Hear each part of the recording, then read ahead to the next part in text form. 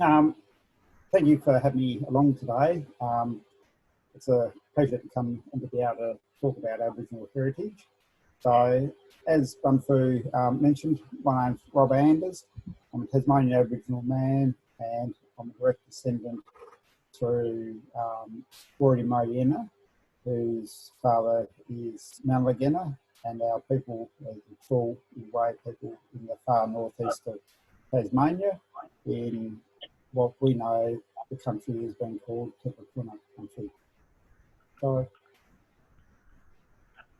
I'd like to acknowledge and pay respects to the Aboriginal people that are with us, but also to acknowledge that wherever we are, particularly in Tasmania, and if you're on mainland Australia, that we're all meeting on Aboriginal lands. And I'd like to pay respect to their elders and the communities of today.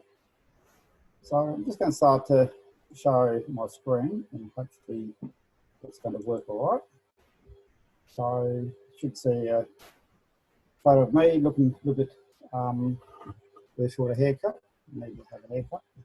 And what I want to do is, first of all, just to provide a little bit of context of where we are, because from what Emma was saying, a number of you haven't been to Hobart before, or Tasmania, and some of you may be here but have only just recently arrived. So in the centre of the screen, sort of centre of the circling, that's the main CBD area of Hobart. Down the bottom here, we've got the sports fields. That's our campus, our Geilson Bay campus. And the place where we're going to be, or where you're working, in terms of this project and assessment, is Hobart, the Tasman Bridge. The area that we're focusing on is out here. So this is Geilson Bay in here, and this is the Bedlam Walls area. And if I zoom out a bit further, it's our study site, and you can see Hobart's here, and we've got the northern suburbs out there, and the eastern shore there. So this is what we're looking at. So the first thing I want to take you to do is take you on a little virtual tour of a project that we set up a little while ago to be able to show some of the Aboriginal heritage and cultural values of the area. So I'm probably going to go through that for about 30 minutes or 40 minutes. And then I've got two PowerPoint presentation slides to go through. One that's got words and one that's just full of pictures. And we'll do that when we've got time. So you see on the map, we're going to take a tour out around sort of this sort of area, and the area where you're looking at for this development application is centred on this sort of central part within the landmass. And I'll get the volume coming through, so I'll just turn that off. So as we sort of go along this track, we can see that we've got Mount Wellington. Mount Wellington's large mountain that overtowers the Hobart and the western side of the river. Goes from sea level up to about 1,270 metres at the top in a very short distance. So we've got a large mountainscape. Geilson Bay is an urban residential type area, and it's fairly sheltered, so there's a number of people that got their boats moored in there.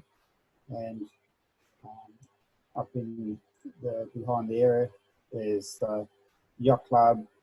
Behind this grass area where there's playing fields, which you can't see at the moment, there's a school. But straight away, as we start to look through an area like this, we can see that there's Aboriginal heritage values, albeit disturbed, all through this area. Each of these little white flecks that we're looking at here are shells that form part of midden or a living area within the area. And you can see with concrete structures like this associated with work to do with boats and launching the boats, that there's been these disturbances brought to it. So there's a nice walking track.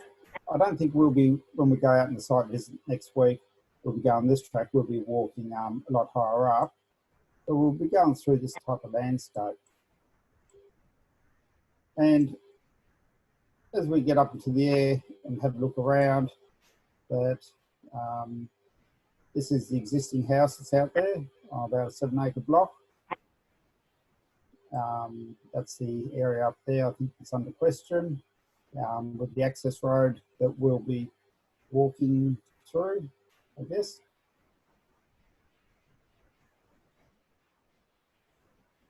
And you can see sports fields, the school, and the surrounding residential area. One of the tricks I've got to do is go slow enough in this turning around so as not to make you feel motion sick, because I'm sure some people might get like that. As we come out further, we can start to see the river. Hobart's situated down over in this area where my cursor is, the Tasman Bridge.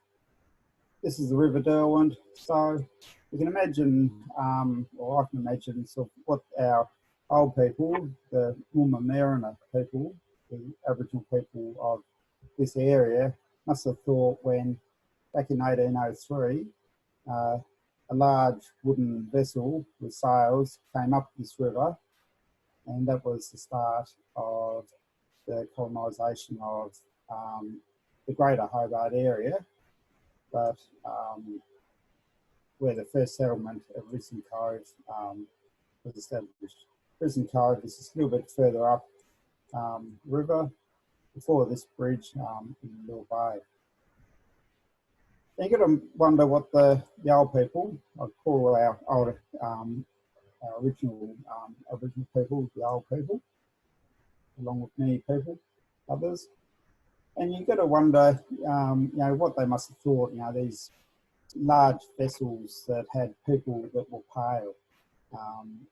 All they knew of in terms of watercraft was being on bark canoes, and that people, humans, all had a dark skin, and they must have and a dark skin and wearing either not much clothing or wearing grease and ochre on your body to help keep you warm and dry from the cooler and wetter elements, or wearing skins to help keep you warm. And to see these quite pale skinned people that were attired in clothes, that they must have been fairly much amazed quite. But this is part of the Bedlam Walls area, and it's an area that's had a lot of Aboriginal heritage. In fact, it was back in about the 1970s the first works took place in this area. This was at a time when Aboriginal heritage legislation either hadn't been put in place or was just coming into place. But it was a guy who came in this area. I'm not sure if he was with the museum or where he worked, but he thought he'd do what he considered to be a good thing, and that was to retrieve the stone artefacts from this sort of site. And over the course of a short period of time, we removed something like 1,000 odd objects from there. At some stage during the early period, an orchard was established in this area, and some of these thorny coloured trees over here, I think, are remnants of that orchard. Because even though there's something like 1,000 odd artefacts have been removed, it's when you start to look in closer to the area but you then become aware that you know that there are still fragments of stone tools, or you know, there'll be still stone tools there, but you still see little fragments from the making of stone tools, or as archaeologists call it, the debitage, so the parts of the parent rock that are left after when you've struck the stone tool, or fragments have come off. And you know, you can see that here, with this one that's got, you know, these sort of flake lines where it's been worked. But also when you look around, it's a 50-cent piece at their first start. But it's when you look around that you can see all these little pieces of shell from the mussel that lives in the water. And you can see from that shell, no doubt, within the soil profile, there's going to be pieces of charcoal, and that's all the leftover from the meals that the old people would have had in this area. And as you sort of continue to walk around, you know, there's paths that come through where you know, it's used as a recreational area. So people go out there walking, follow the path. There are people going out on their mountain bikes, riding around, and as the grass cover is peeled off and eroded away, it lays the soil bare, and then when we have rain events, then the rain comes down and helps to erode it, and you know, sort of cut into it. So it's some of the impacts that take place. And here's another little piece of stone artifact. It's very rare to find in this area, but not uncommon. Again, because of that work was done to remove the artifacts out to protect and preserve them, but also, I guess, from people who just walked along, seen, and then picked them up. And it's important to recognise that under the Act, the Aboriginal Heritage Act, that this is a protected site. You know, this Aboriginal heritage is protected under law, and there can be significant penalties applied to damaging or destroying it. So that's some of the tangible type heritage that you see when you're walking around, but it also extends into some of the vegetation. That, you know, the vegetation has an important role. It's a rather blurry image, but this is a she oak tree, and parts of that were used as food resources, although the nuts are very hard and will generally break your teeth, so they need to be got when they're really young and green, and I say slightly tender because they're still fairly hard. And I've had one go at them, or two goes at them, and I'm not prepared to break any more teeth. Not that I've broken teeth on them, but on breaking a couple of teeth and don't break any more. But then there's other things like, you know, some of these grasses would have been used both as plant fibres for making potentially baskets. The women might have used those, or if you get into the base and get the real young shoots, and there's a little small part at the end that you can potentially eat. Given though the number of people that walk out in this area, the number of dogs that go around, I'm not too sure how many I'd sit there and try. And in terms of the surrounding landscape, it's the northern suburbs out up this area. We've got a large processing plant here that generates zinc and other products from I guess zinc ore that gets shipped in. South of that, we've got the main fuel depot for southern Tasmania. So there's a large fuel boat that'll come up the river and fill up the storage area before it's then sent out around.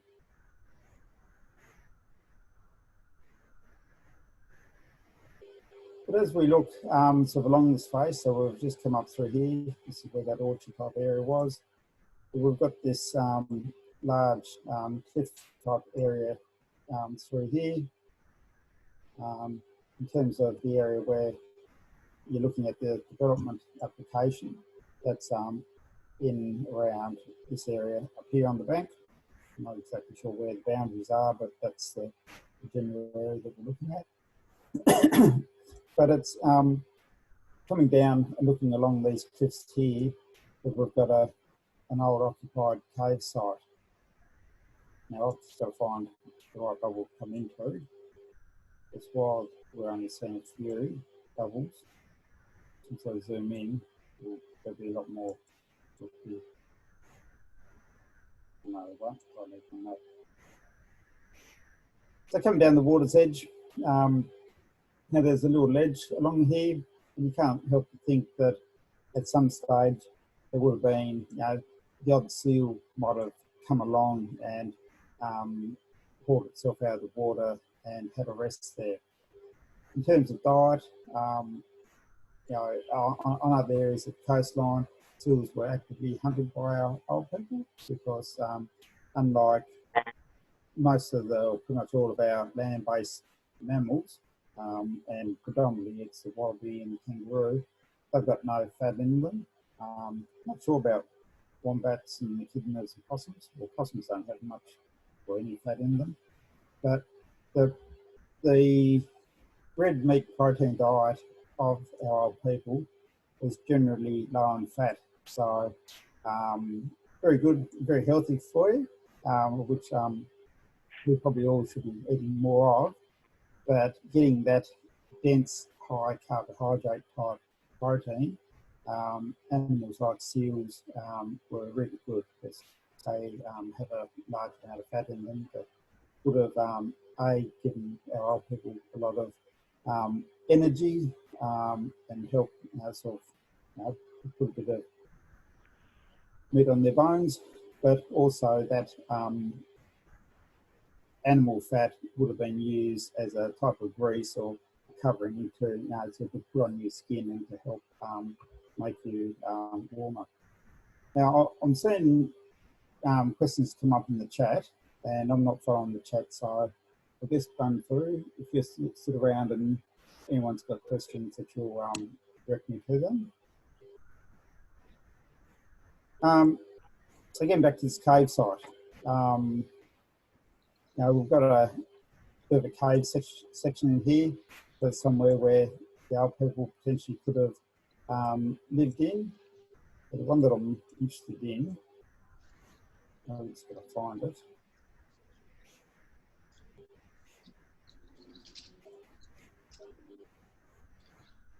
And I'm struggling. Right, where's my map?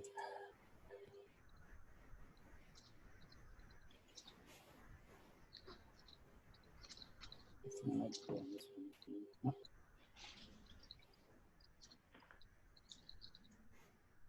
So you just have to bear with me for a minute. This is the entrance way to it. There's a post up there. There used to be an old access track coming down through. And here's the cave side in here. So what we have in here is, I'll go around to the water view. So we have this large cave area. It's got a ceiling, which when you look at it, it's fractured in parts, and without doubt, you know, parts, sections of the cave have fallen down, but largely it's facing to the west or slightly north or west, so an area that gets that evening afternoon sun coming in. Hence the poor quality of the photo. The sun's starting to set down. this is a cave site that when the archaeologists went through and conducted an excavation, there's an area where you can still go through to the outside, and there's other small caves around through there. The archaeologists dated it as about 5,300 years old and had an occupancy for about 700 years to somewhere like, top of my memory, it was about 4,300 years ago. And so that means that there was about a 700-year occupation before the old people just abandoned that area. And they know it was occupied because in terms of looking at the cave site when they did the excavation, they found presence of shellfish in there, predominantly mussel, along with charcoal. So there's been fires, and they'll use that for radiocarbon date. And then sort of within that soil profile that they excavated down through, then there's the dirt material on top of it, in which there's no evidence of occupation. They did discover some mammal bones in there, but that was without presence of charcoal. So that sort of indicates or suggests that there may have been some Tasmanian devils around in the area, and that was somewhere where they were taking leftover animal remains to eat, and potentially they slept in that area. But that's potentially the only explanation. And when I think about that and think about Aboriginal people, not only Tasmania but Australia, is that there's no written information. Everything's handed down orally. So there's oral histories and that oral way of conveying information. And when I think about that sort of southern departure of people living in this area, something that the archaeologists found was some large rock in there that had presumably been part of the ceiling that might have collapsed. And I sort of think, this is the strength of Aboriginal culture and knowledge that potentially 4,300 years ago, the cave ceiling collapsed, people got injured, potentially died, and that might have been sort of in a case of, this is a dangerous area to live in, and we're not going to live there anymore. And for me, reflecting on sort of where we are these days with health and safety and all the legislation that we have, and how people, in a number of instances, ignore it, that this is evidence that, Aboriginal people 4,300 years ago said, this is a dangerous area, we're not going there anymore, and they potentially haven't, or at least there's no evidence in there to show that they then resumed camping and living in that cave. So, yeah. And we get up to the bank. This used to be a path going down to it. They used to have a platform down there. Council of the parks that could enable access, but that was ripped out because the whole landscape is very fragile, and the risk of rocks falling down and hitting you on the head are quite high. So go there. Need to get back out.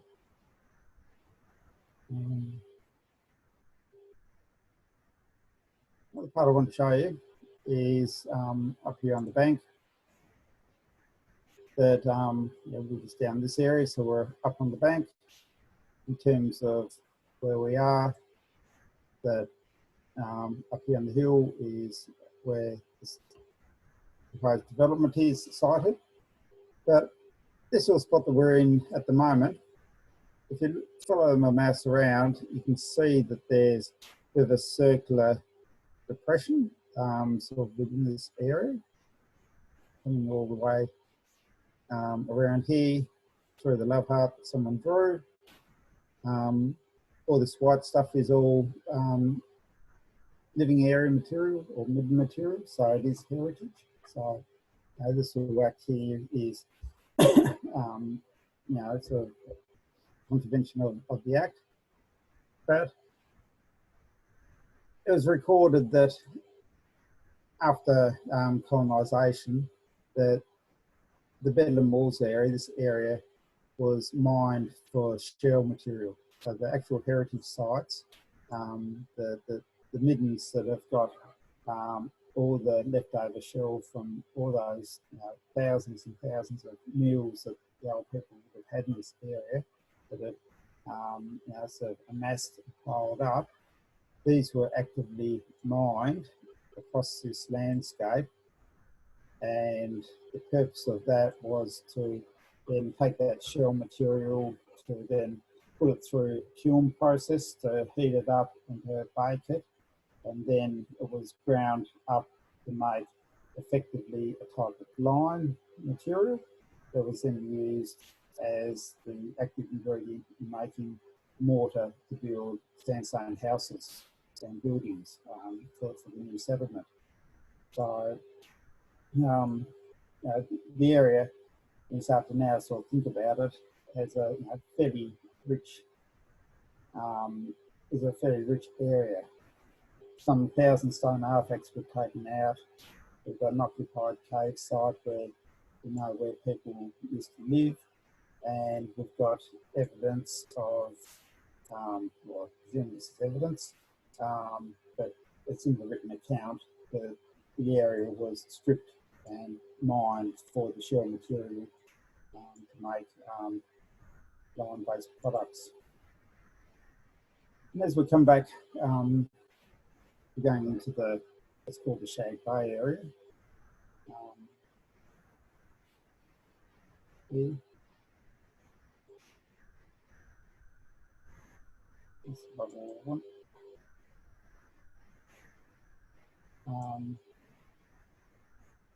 Again, the development area, just to give you the perspective, that's up over here, over the bank. You can see that it's very sparsely vegetated, so the soils aren't very deep or aren't very fertile. This here is a very large quarry that was, I don't know the age of the quarry, but there's a lot of quarrying activity that happened in this place. This bay, Shag Bay, was the home at one stage of a large processing plant.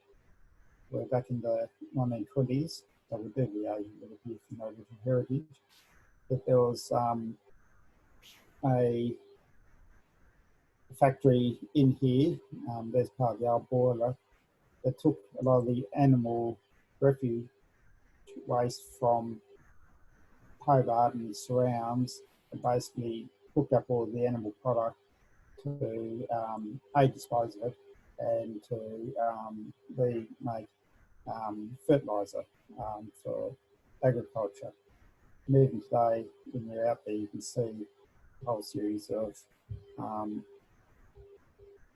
animal bones in the ground that are just left over, and sound like that one there. But that to me looked like the jawbone of a dog. When I first came across it, I thought, the site, and I thought, wow, that could be a devil jawbone, not knowing exactly what the jawbone looks like, but a bit like a dog's. But when I found 3 or 4 of them close together, I sort of figured, oh no, they're not devils, they must be dogs. Which in one way is quite sad, being sort of an animal lover, but but it's making do and reusing materials.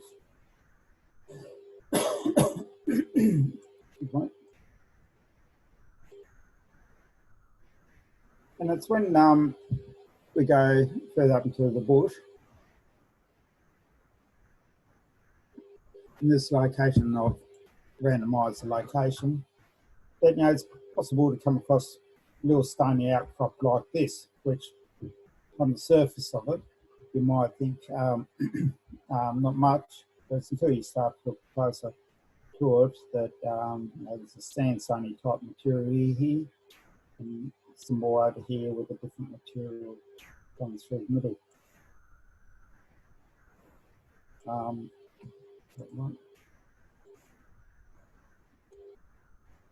So there's a sandstone type material there. And this is a what's called a Chalcedony type of mineral that's intruded up through and cooled down. That type of rock material called Chalcedony, which is a very fine grained material. And this is a small Aboriginal quarry site. So when we think about quarry sites, I guess today, we all think about these sort of large open cut holes in the landscape where excavators with rock breakers are smashing out rock, or holes are drilled and explosive used to get rock material for building. But this is what we call an Aboriginal quarry site.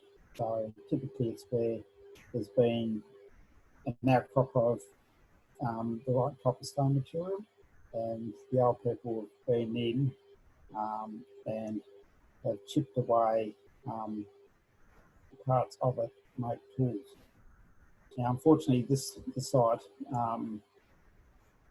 has been used by people like the Geological Society, not necessarily society, but people that are into making gemstones, where they've been out and smashed off parts of the rock, then polish up to make little stone pendants.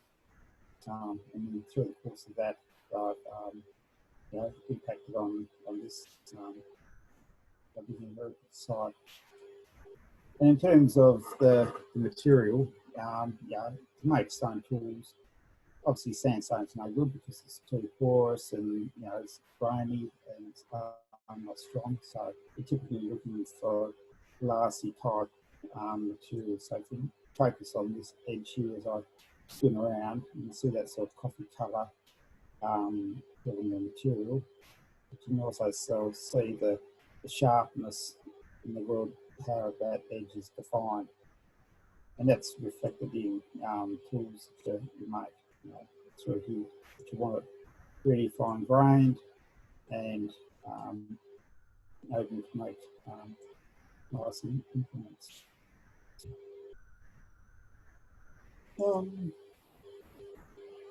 Yeah.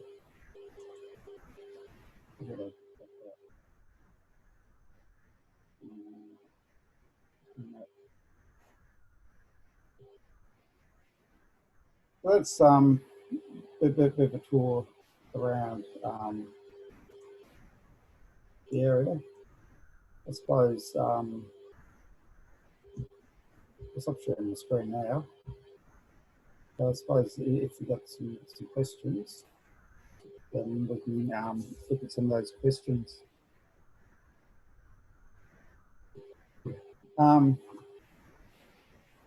Yeah. Yep. Hi Rob, I have a question. So when you're in Shag Bay before, you pointed to a site and said that they'd been quarrying. Were you talking about the quarrying by the old people, or quarrying by, was there quarrying by European invaders as well? There's a quarry out there. I'll share my screen again. Not find the Zoom. This screen.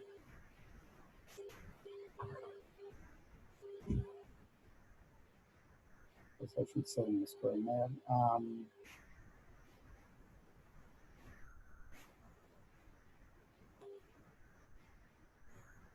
So this hole here,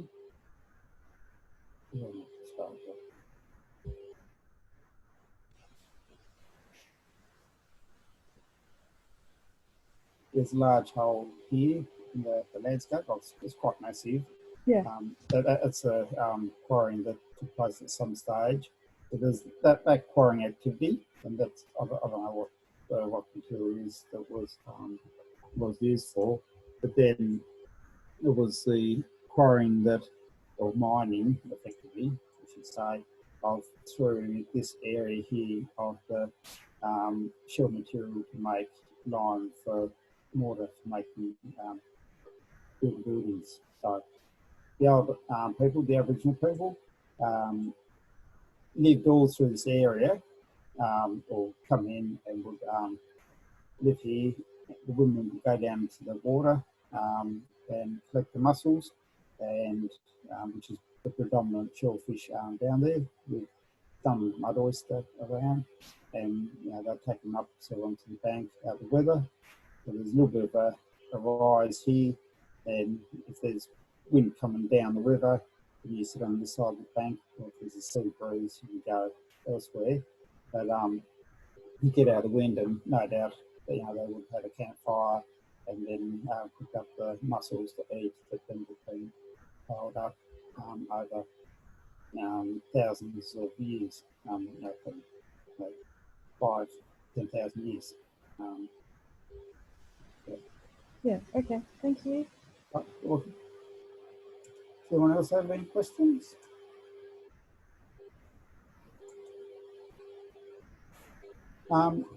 Yeah, so that's looking at the heritage, some of the heritage out of the area, and that's obviously just physical Aboriginal heritage out there. The current Act that we have doesn't recognise intangible values, so looking at landscapes and looking at the meaning and significance of places, or looking at, say, the types of plants and the resources in that area.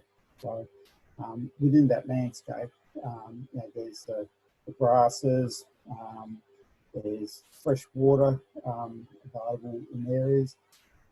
At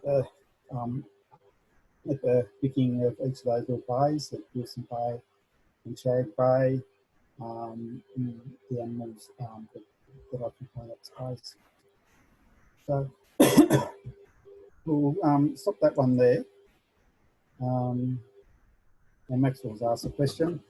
When taking an inventory of Aboriginal heritage on a site, how do you quantify the intangible values? That's really hard, and it's not really covered. When you look at the assessment that's been provided to you for the area, it's it doesn't look at it, doesn't address it. It's not covered under legislation, so it's largely ignored. And I guess that one of the issues is that a lot of our knowledge has gone to sleep, that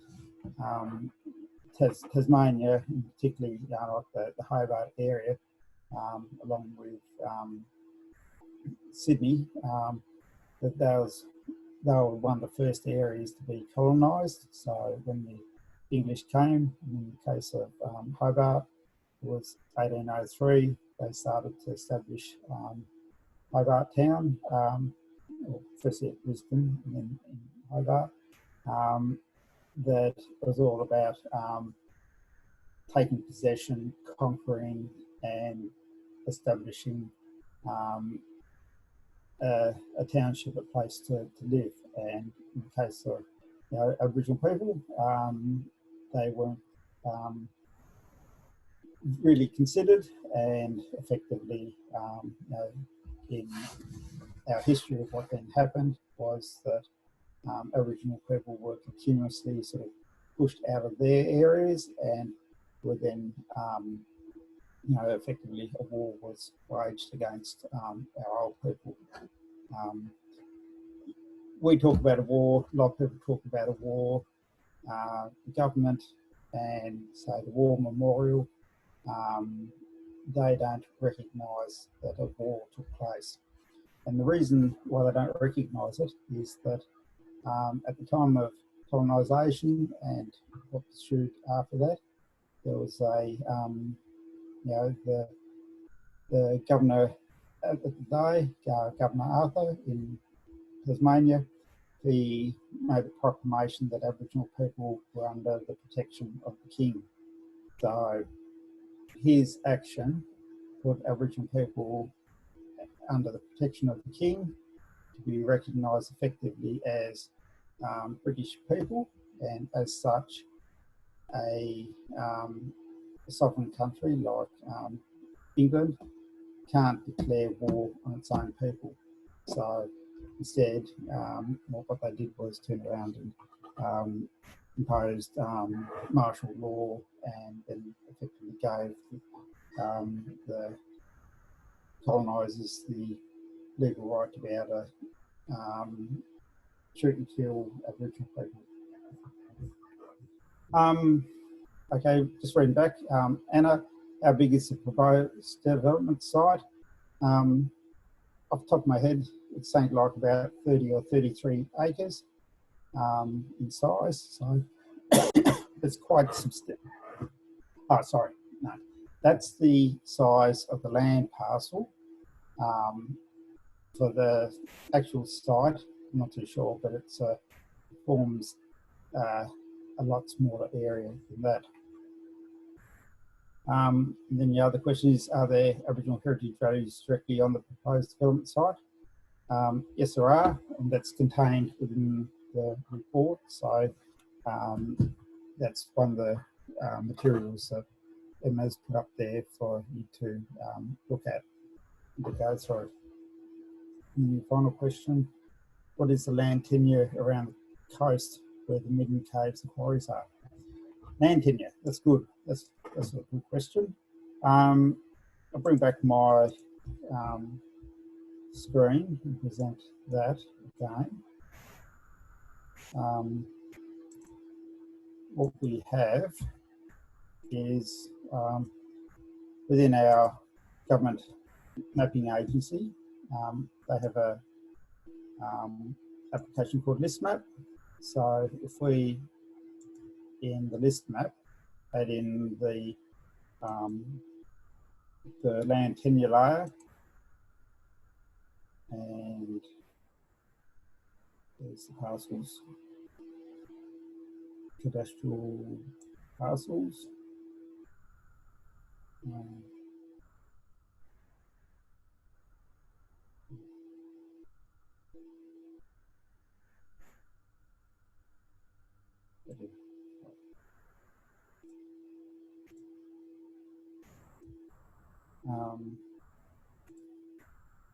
Land tenure is land who owns it. So maybe a bit smaller. Just going to increase the size. But that's the parcel that the development's on. So that's the yellow colour. So it's private freehold land. So this is a blue type area. So it falls into one of these categories of authority, freehold, or crown. Actually, if we click on the parcel, it'll tell us. So local government, according to the list. All right. I'll just get my Zoom back.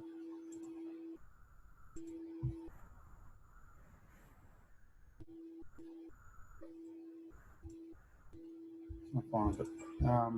Yeah. Stop share. Good. Okay. Rob, I have another question. Yes. It's not related to this site, so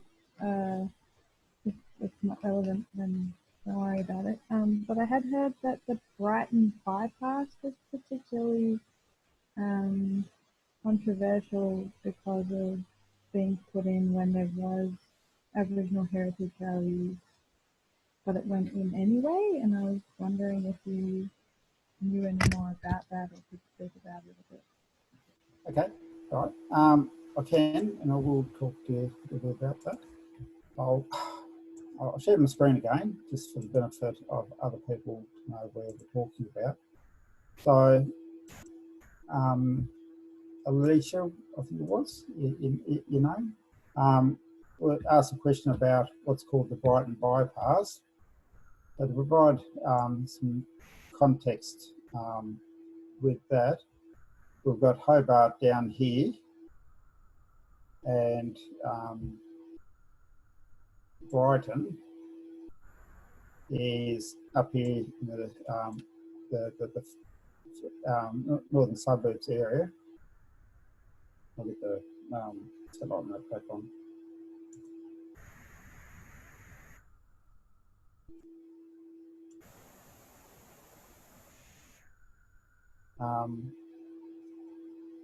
The Brighton bypass is a road that was put out to, we've got a township here called Brighton, and there was a bypass road put out to go all out and around and skirt out past Brighton. And the area of interest in that is that this is Brighton here, this is the highway that comes across, and it was down in here, in this area, where before the road went through, they did an Aboriginal heritage survey out there. They found some sites which, on further work investigation, have dated those in about 42,000 years old. And at the time, that put them, this site in one of only, two handfuls of sites across Australia that have been dated to that not long ago. As a consequence, it's quite significant, but back then the heritage legislation was quite poor, and government weren't interested in really looking at other alternatives to shift the road, to shift the highway, because they'd already been through a process to acquire land, and I don't know, just wouldn't entertain the idea to go through that way. I'm going to stop there on that, so I won't get on to the next topic. I'll go through this PowerPoint that I've got now that I want to go through for probably about 15-20 minutes, and then hopefully we can get through it by then, and then we'll have a break so people can stretch your legs and go to the toilet. Share that.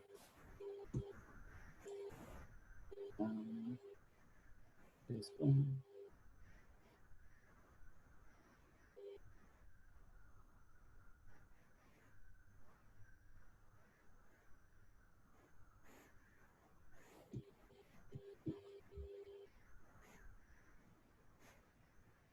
Okay, so slideshow.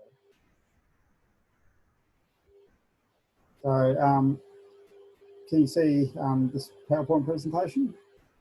Anyone?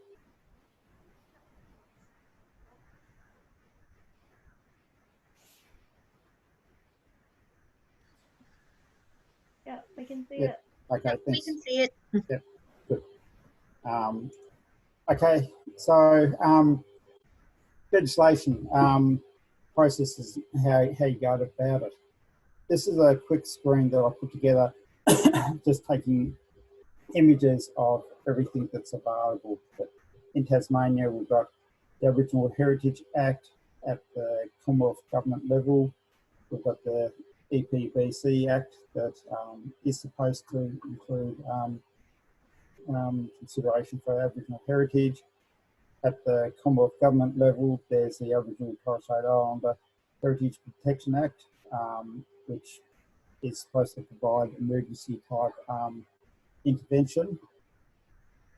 these are three main pieces of legislation, and when we go in reverse order and look at them, they're all relatively weak and don't do much except for put the emphasis back on state legislation. So it's very rare to see anything go through the Commonwealth Government legislation. The EPBC Act will generally, from what I've experienced, will tend to avoid it a bit. You know, they will look at it and may consider it, but it all largely falls down to the responsibility of the government of that state, the state legislation.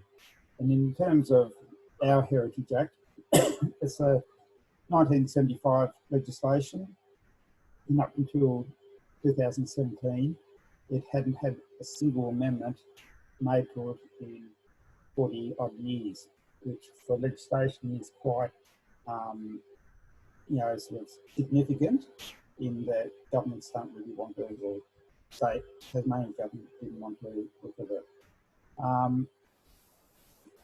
It got amended in 2017 as a band-aid type approach where they significantly increased fines and penalties and made a couple other significant changes, but it's still structured around old school legislation and terminology.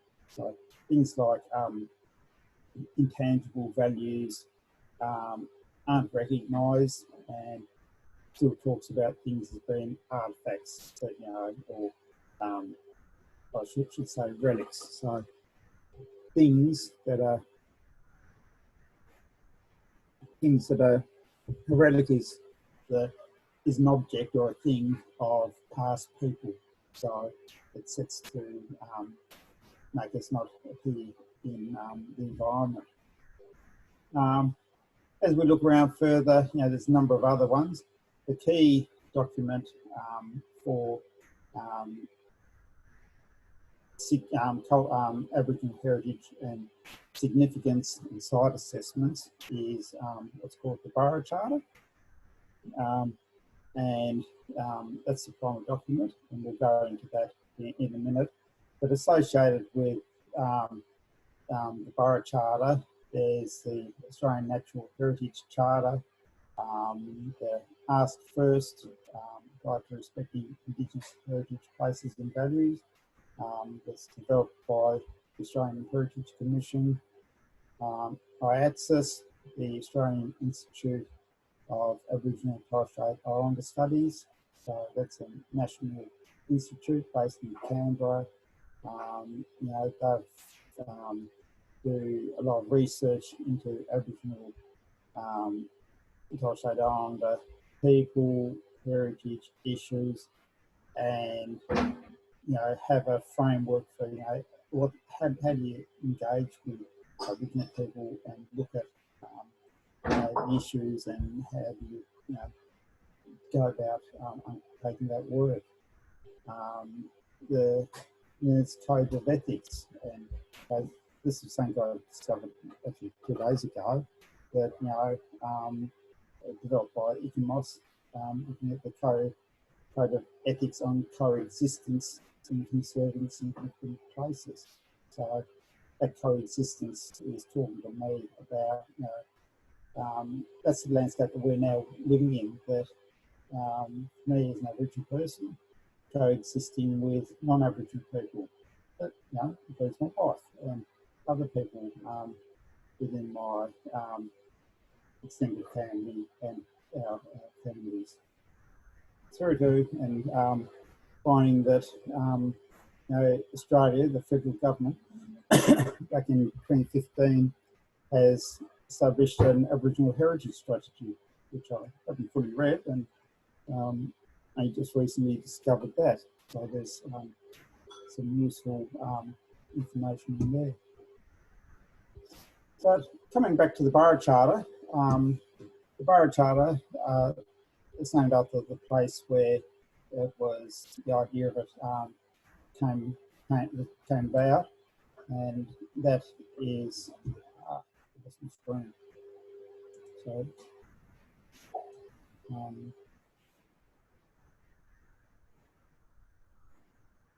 that, sorry, that is developed by ICMOS. So ICMOS, the International Council on Monuments and Sites, is a large international council. It's a non-government organisation. There's a professional organisation formed in 1965 with headquarters in Paris, and it sets out to look after the heritage values, monuments and sites across the world.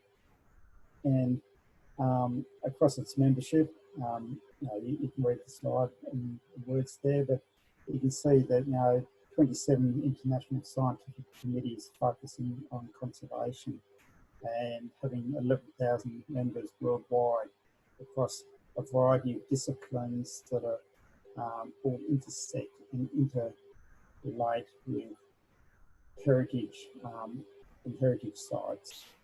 So importantly, it's a principal advisor to UNESCO and has a very clear and very good role in providing advice under the World Heritage Convention. So the World Heritage Convention is that important convention that sets about the management of World Heritage areas. And ICMOS is the body that helps to set about, when areas are described on the World Heritage List, and I'm thinking in particular of our World Heritage Area, that's called the Tasmanian World Heritage Area, or Tasmanian Wilderness, got the acronym, TWWH8, Tasmanian Wilderness World Heritage Area. That it's one of only 2 sites in the world that's listed for 7 out of 10 criteria. No other site is registered for 8. But ICMOS, through their borough charter, has the fundamental guidelines for looking after it. But it's also not about looking after the World Heritage Area, but also looking after heritage sites across the Australian landscape, Tasmanian landscape. So the Borough Charter was originally developed back in 1979 and has a current version now, just dated 2013. And what it does is it provides a standard practice of providing advice to decision makers and planners about how to go about and to manage places that have cultural significance. We've got a chart which I had to, being able to get into this PowerPoint, I had to duplicate it and cut it in half to get it on into the one slide. But I have a process to go through looking at places, and something that you'll see as you read that Aboriginal Heritage Assessment report for the Bedlam Walls area is that the very first 2 parts of that charter is to, 1, to understand the place, and then 2, to assess the cultural significance. They, I think, are 2 of the hard things to do. How do you understand a place? What does that even mean? And when you're going in to look at a place, what lens are you looking at that place with? That all of us, and for those of us who go across there next week to have a look, we'll each look at it, understand it, and potentially assess cultural significances through different sets of eyes against different sets of measures. And it's about sort of trying to come up with some commonalities of what we look at in that.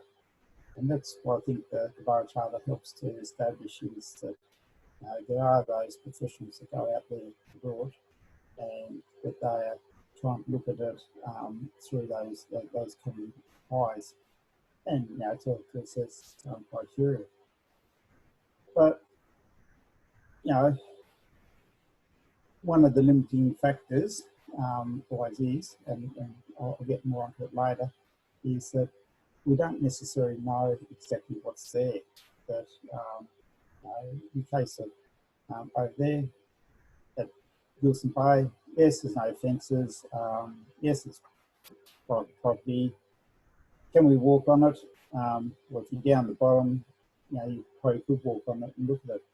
But there's those areas that are around that we can't get to, we can't see, or because of impacts of colonisation and Aboriginal people being removed from the landscape, there are areas, there are significant sites that are just simply just hidden themselves in plain daylight.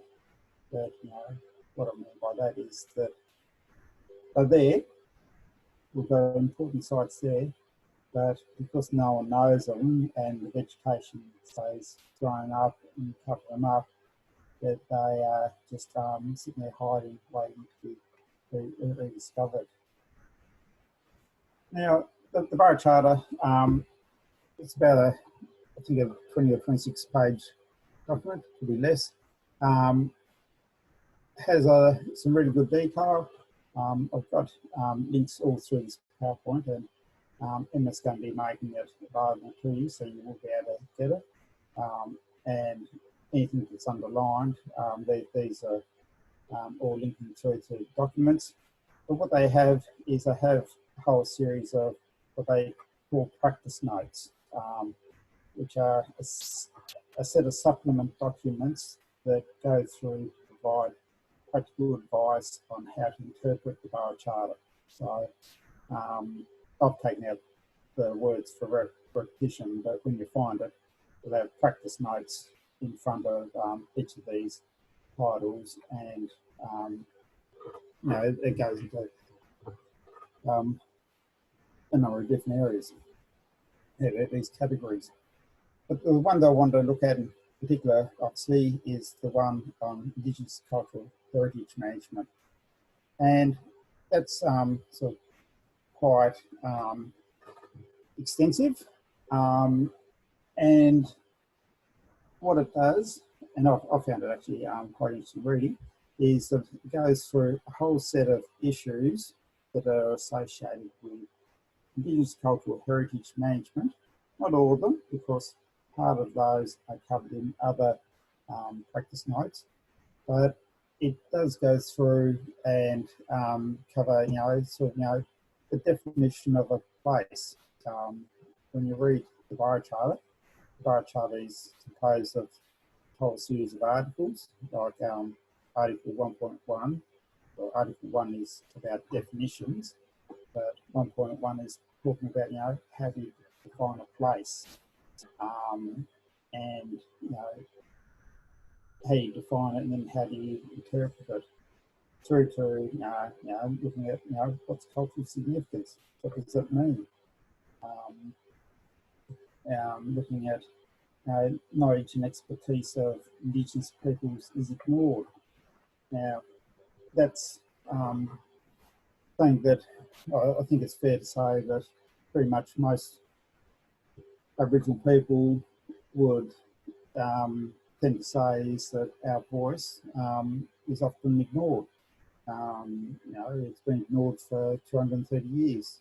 When the English first arrived in their boats and started to take over the landscape and start to modify it rapidly and at an industrial scale that hadn't been seen before on this country. But I think we're at that sort of stage now within society where knowledge and expertise of Indigenous peoples is starting to be listened to. In some areas, that's good. Other areas it's not so good. But equally, I suppose in some places, that some of that knowledge has to be relearned by Indigenous people of that area. That goes through a number of them. I'm going to look at very briefly cultural significance may change. There's a couple of issues within these practice notes, and also what they call setting that relates to Article 8. So this is down the south coast of Fado, and I love it because there's a little island here. There's a mutton bird rookery on this end, which provided food for our people. There's sandbar now. I don't know if it was like that before, but you know, it provides easy access, and got planes going out the back, and there's just heritage sites everywhere in this landscape. But the issue that this part of the practice note looks at is that cultural significance may change, and you know, it talks about, and this is similar to the rest of the practice notes, that they'll identify an issue, they'll give a little short statement about the issue, and then they'll provide some guidance to it. And I just sort of really like reading that you know, it acknowledges that Indigenous heritage values can change over time. You know, it's just like any culture that the values that people hold for a place will change as you either get to know that place better, or I suppose conversely, as you lose touch or lose contact with that area. But that's not to say that, you know, it's then be less important.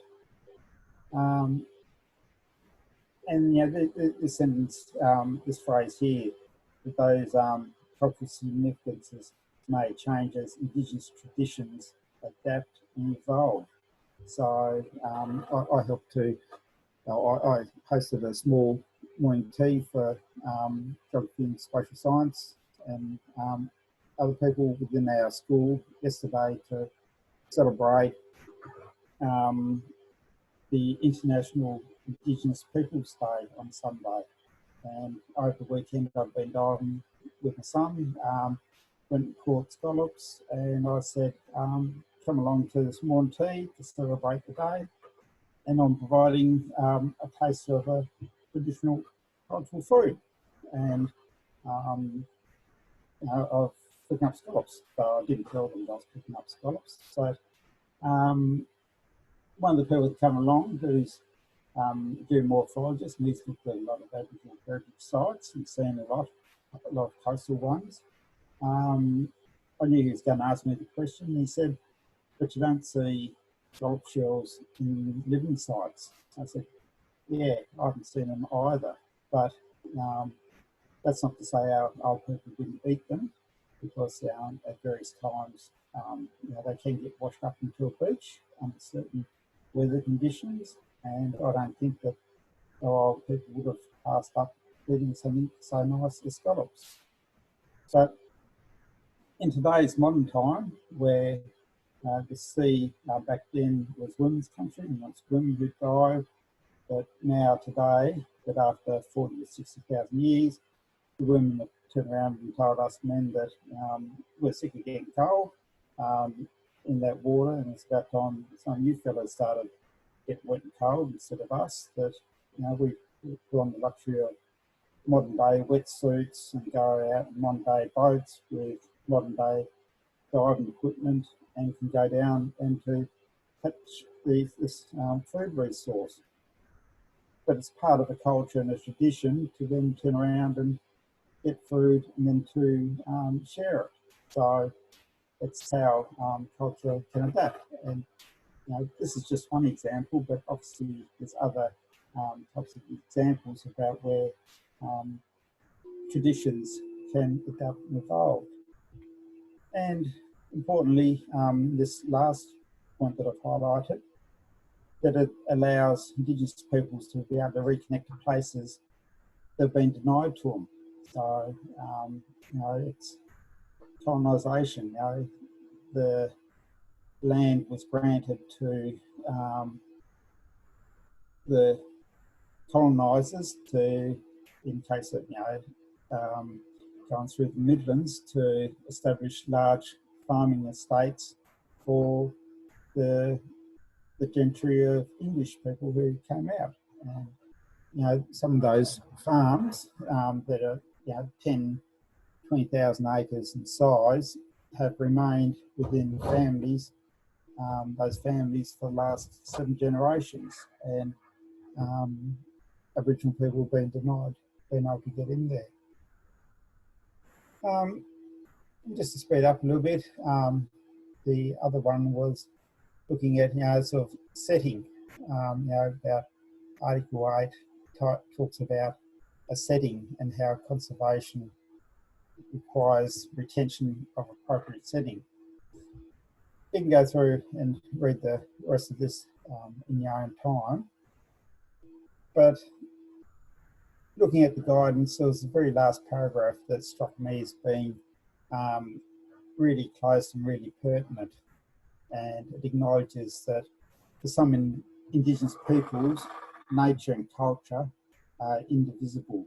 In other words, you can't separate nature and culture as two separate, distinct entities, two separate, distinct things, but instead they both are together, that nature and culture go together. And with that, you know, the social significance and spiritual significance of a place for Indigenous people may be wholly or partly dependent on the natural environment that that place forms or a part of. And includes aspects of biodiversity, totemic and resource species. So I think about when I was diving with my son on Sunday, getting the scallops, you know, that's in an area where I used to go as a kid with my father. We'd pass there to go and get muttonbirds, and you know, that's now sort of forming a stronger bond to my attachment to that place, along with other places that I go diving or go gathering other resources. So this is the last slide. And there's some questions here. I'm not going to go through and answer them, but they're more of some takeaway questions for you to look at and to think about, that with the Aboriginal Heritage Assessment that you do have for the development of looking at, you know, who the actors are in the, that's a typo, in the Aboriginal Heritage Assessment, and looking at what roles and responsibilities they have, their relationships, the issues you see. And as well, looking at some of the language that gets used in that report, that, you know, you'll see historic and scientific, you know, how that can turn around and influence perceptions. And does that necessarily mean that they are more important than, say, social values and significance? And as part of it, and I think it's been within the report that you've got, it's been purposefully redacted, so you can't read the comments from the Aboriginal community consultation, but that's an important factor or aspect of it, that, you know, how do you turn around and get values or feedback of areas that are potentially going to be the subject of a permit application under the Act, which could lead to the destruction of an Aboriginal heritage site. So I'm going to stop sharing my screen there on that, and come back. Now I can see the time, so it's 3:24.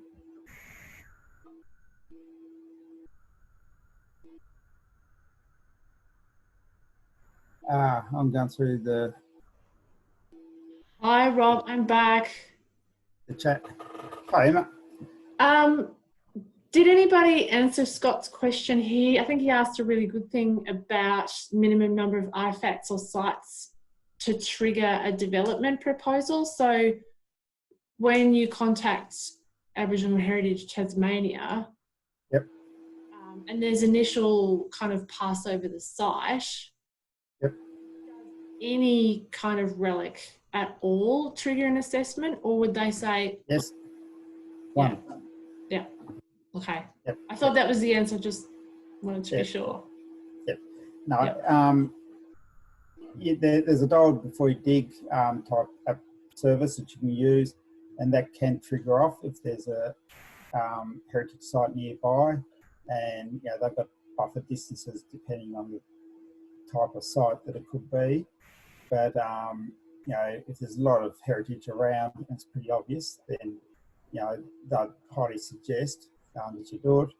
Under legislation, you don't probably have to do it, but what you're then going to do is run the risk that if you start doing the development without undertaking a heritage assessment and then destroy the site, then that's when they'll pursue you, and it's up to you to defend yourself to say that you didn't know, which becomes difficult because when they provide services to try to engage and to help you go through that process, if you don't take it up, then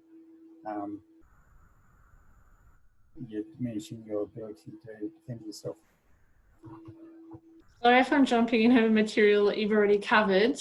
Sam, did you get an answer to your question about legislation? I didn't see any of the chats because That's all right. That's why I'm going back through now, Yep. just because people ask great questions in the chat. So I just wanted to make sure that anything that emerged addressed. I was just asking specifically, you mentioned the EPBC and the Aboriginal Heritage Act, and I was just wondering what the third one was that you mentioned. Yeah, that's the Aboriginal and Torres Strait Islander. I'll find my PowerPoint back. The Aboriginal and Torres Strait Islander Heritage Protection Act of 1984. That's really weak legislation, and effectively only gets invoked if there's a really, really significant site that's about to be destroyed, that if you mount the case, that the feds will come in and put a hold on it. But they typically point straight back to the state governments and their legislation. So it's effectively a paper act that just sits there and, in my words, collects dust. Right, thank you. Now, these very patient guys and girls haven't had a break yet, Emma, so they probably need to have a 10-minute break to stretch their legs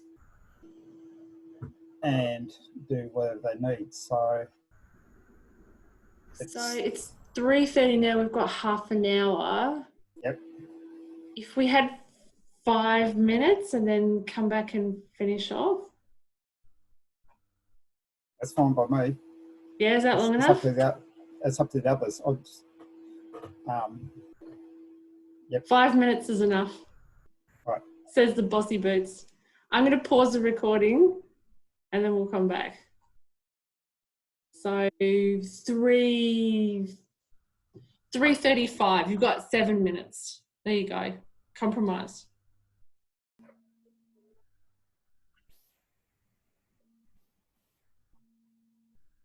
Hello, everyone. Thank you for that question, Christoph, because that's a really good question. What does an unanticipated discovery plan involve?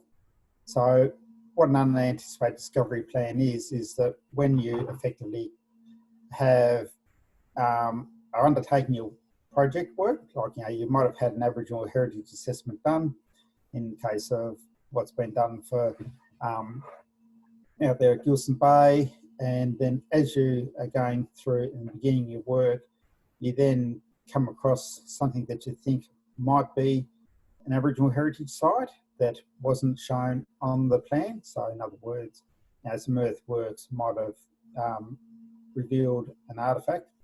And it's that stage when it ceases work and it goes straight back to Aboriginal Heritage Tasmania. And what they have is an unanticipated discovery plan, which is effectively a mechanism that details what you then should do. And that's going to be going to Aboriginal Heritage Tasmania. It's going to be calling off that site, that area. It depends on, there's actually two types of plans, one for heritage and then one in the case of skeletal remains.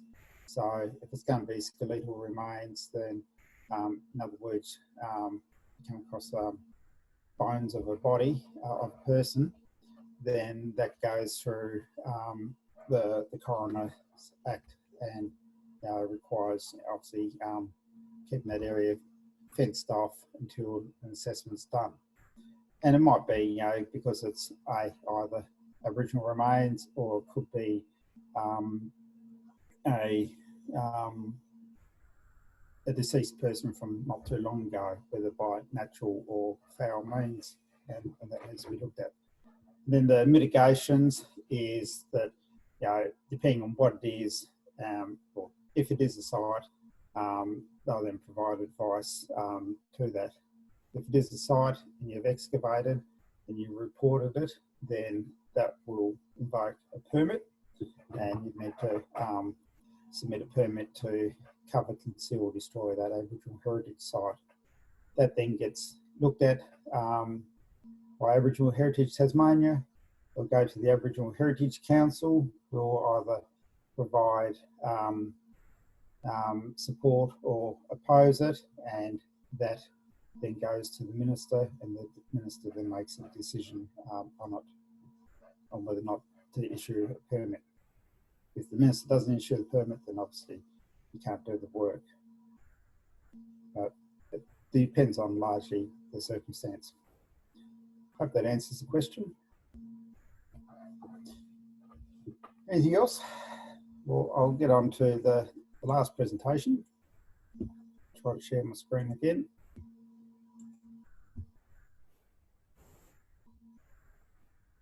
So what I'm going to take you on now is, I'll get it happening first. Let me drive it. Slideshow. Yeah. What I'm going to take you through is a trip that went on down to the south coast, southwest, leaving from Hobart. So for those who don't know, that's Mount Wellington and the organ pipes. So a group of us went down there to have a look at some heritage sites.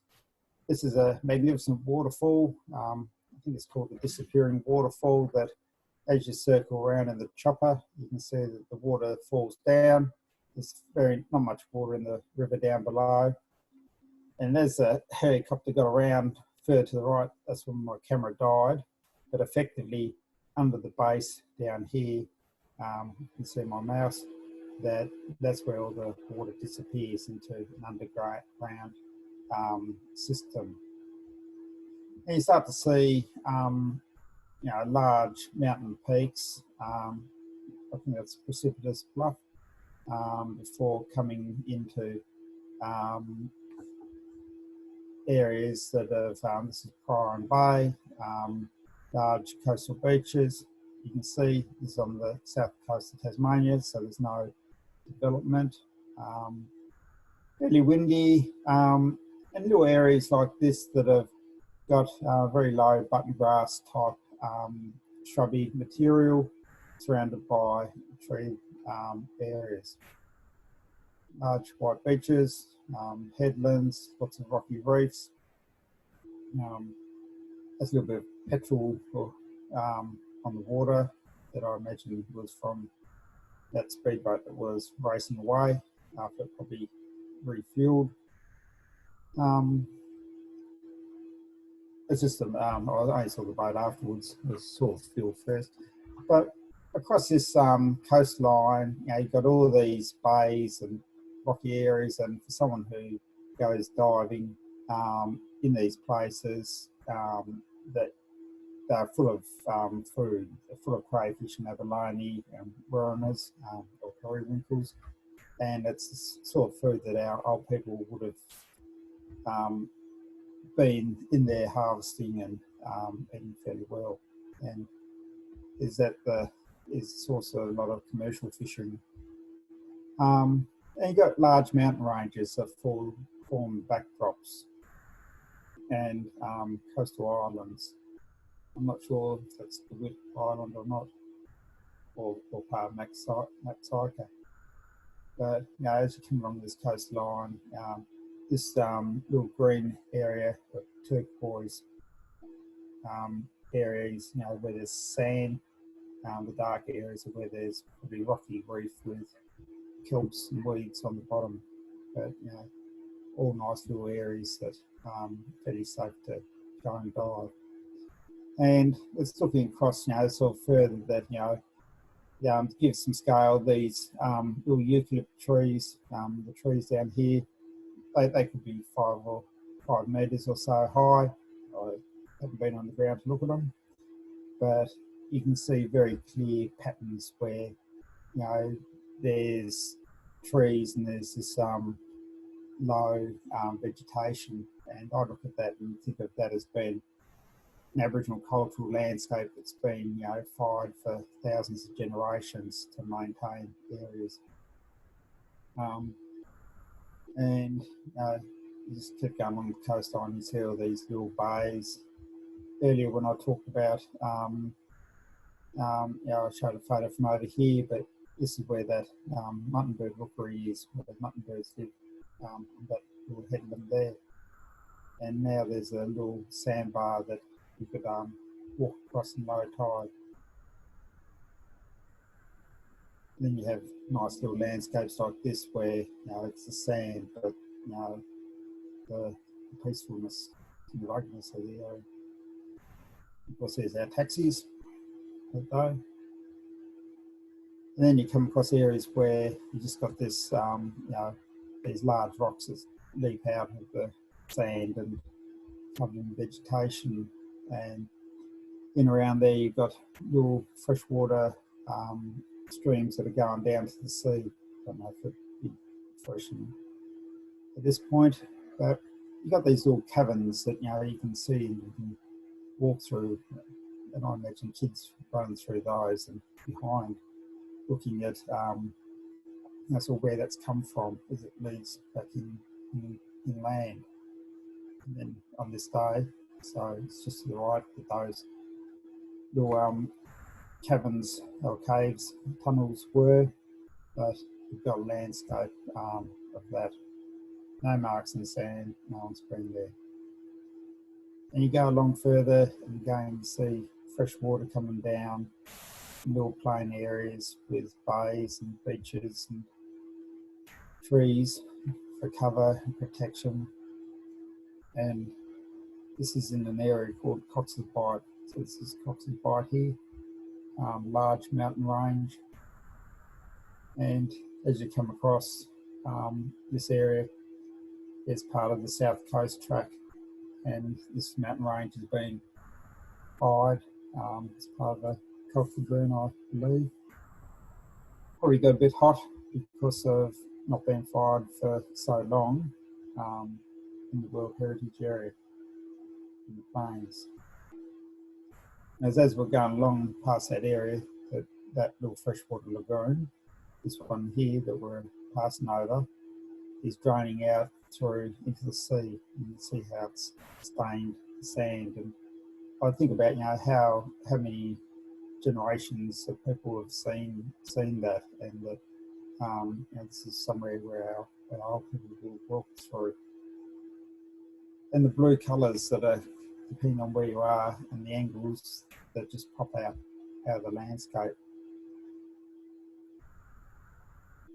And you can see that on that range that's burnt, how there are these pockets of rather taller eucalypt trees that have survived that fire, and the little habitats that they create. So as you look up through these valleys and plains, that they were fired, but we can't help but think that they were areas that were fired by our old people, to maintain hunting plains, to maintain areas that are easy to move across country, but also maintaining pockets of vegetation, treed areas, and over in the back on that back range where the animals could live and survive.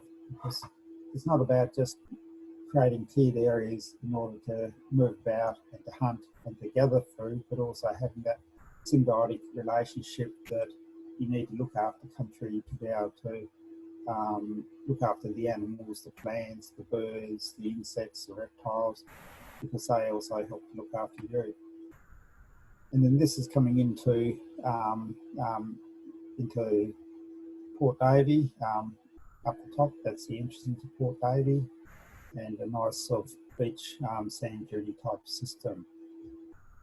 And everywhere you look, you see little pockets of water that are sitting there, little water holes that all the old people would have known where they were and where to go to get a drink. And the little areas where the women would have gone in to get the seafood. And some of the views that would have been similar from high above and looking at how the winds come across the landscape. And the large peaks that come up, rising up from, in cases of this, areas where you're at sea level in, I think this is in the Bathurst Channel area, so the area that goes from Port Davey into Bathurst Harbour, but straight away, large mountain ranges that just come straight up out of the water. And this is one of the islands just before you go into Port Davey, and you look at it and you see all the dead vegetation. I went down there with a mate on his fishing boat back in Christmas this year. Actually, it was this year, January. And he said, I bet you think that was from the bushfires we had a year or 2 years ago, the Geilson fires. And I knew it was a loaded question. And he said, no, they were all the seals. You can see all the seals around on the island, and it's them coming back in numbers after, facing years of annihilation by certain groups of people, that their numbers are coming back, and this is the effect that they're having on that landscape of rolling around everywhere, putting the excrement out and the changing that landscape. But it would have been where our old people would have come across the water, short distance, to hunt them, to feed themselves. And then some of the rock patterns, at this stage, we was a diver, so we're only about 3 or 4 metres off the shoreline here, but you see some of those.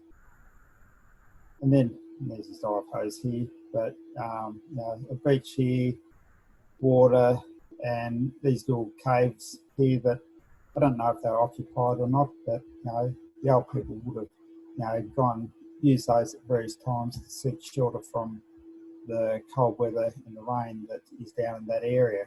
And my mate who was diving, he's a commercial diver. I saw what he brought up, and this is after years of commercial diving in this area, and I just can't fathom and can't think about how much food there would have been there prior to today's commercial fishing in the area, because you managed to get a fair bit. And you have these little islands that sort of dot around the coastline, and when you start to look closer, in the case of this one on the right hand side, that you can see the old people in the landscape, that you've got this person, their chin, their mouth, their nose, their eye, and the brow of their head coming down, just sitting there. And then there's all the small things that matter, the little lichens and the ferns. They're in the dark areas. And then you look around and you can see remnants of where bits of the bank have caved away due to environmental factors. You can see the little line of shells going through the landscape, and that's part of the living area, part of the living, and how it's tumbled down.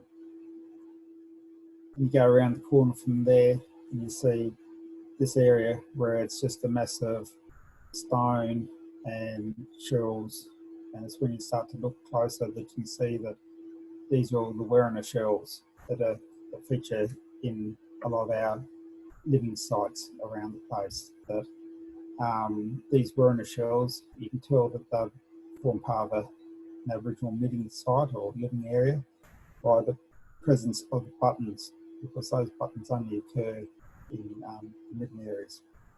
So Werrina dies naturally, you don't find buttons with them. But there's jaw bones from a wallaby and other bones in there. You look in other areas and you see the vertebrae out of a seal or a small marine mammal like a dolphin or maybe a very small whale.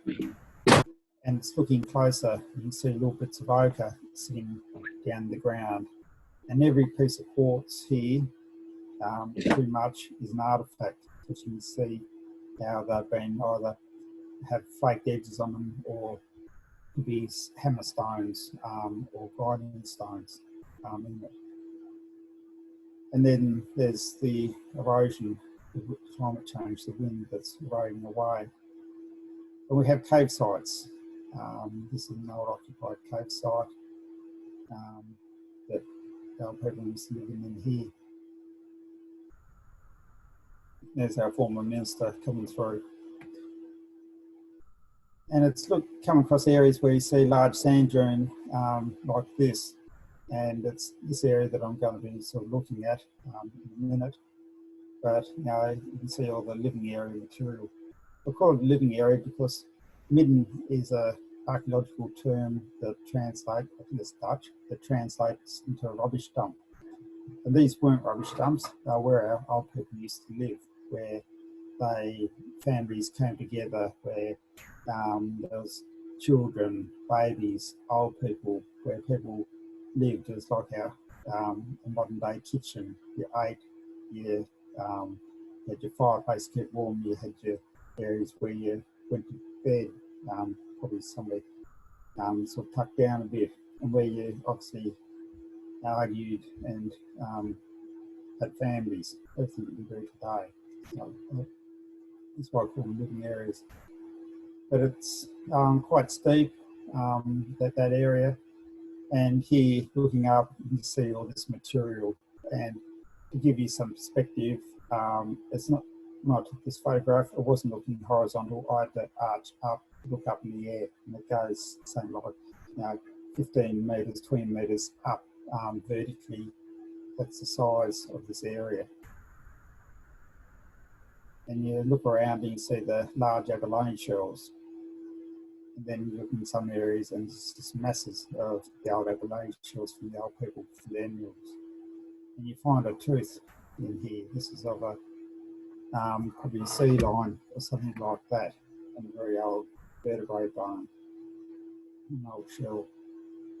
You see all pockets like this, but you know that sand moves, and this little area, although small, will connect to the rest of the area. It's just the sand's moving across it. And you can see how the wind has changed, has ripped through this little area, and how the vegetation is all facing one way. And it's when you start to look at the vegetation, the timber closer, and going back to those slides where it looked all tatty, I used to think when I looked at photographs that it was a fairly dull and uninteresting landscape, but it's not until you get up close you start to look at all those pieces of timber that you can see that they're truly works of art. That this is art that nature's created through constant wind and sand blasting on the timber. And there's no way that I think anyone can turn around and have tools and a piece of sandpaper and recreate that type of material. And then obviously erosion comes through and even down the southwest, you know, where the hell does a car tyre come from and end up on the beach down there? It's just it's beyond me. And then there's legislation in case of the World Heritage Area, the management plan. So this is the management plan, an image out of that. And here we've got the rock pecking, and that's down there. This is the rock pecking here.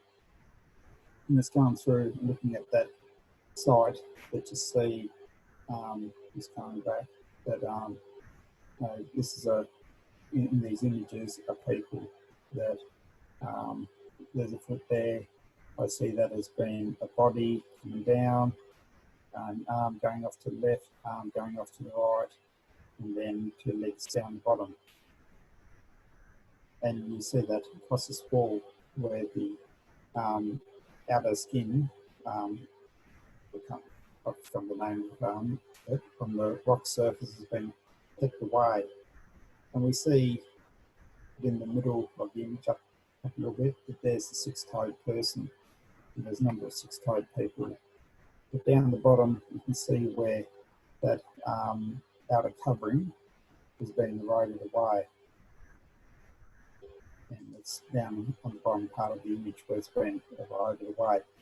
In recent times, I was talking to a guy who, an Aboriginal heritage officer, who was there some 30 years ago when they got rediscovered, and he was saying that, you know, this has all been lost, was going. You still see parts of the feet in there, but that outer layer is being destroyed. You can see some of the toe prints in, but the outer parts in there. Rob, it's 2 minutes. Yep. Or I can see a few people are needing to drop out. Yep. Yeah. Okay, I can stop there because that's pretty much it. That was the part I wanted to get to, is that, and just to sum up that, you know, that's some of the heritage that's down in the World Heritage Area that is largely free from development, and we've had sites like that all across this state. How do you gauge the value and the importance of them between, say, what's over Bedlam Walls and what's down there? I consider them to be both equally important. Over Bedlam Walls, you know, that's where we can go, that's where we can reconnect, and it's all equally important to us because it's what we have, and our sites are all unique and distinctly different in different areas, and areas like on the river, everyone says, and read the report and they say, you know, it's typical of this area, and you know, they're common, but the reality is that they're increasingly becoming destroyed, and they're increasingly being lost to all their continual erosion from development. So I'll stop there, and I guess if there's questions and we've got time, for those that can hang around, then I'm happy to take them. It is 4 o'clock. I'm going to stop the recording.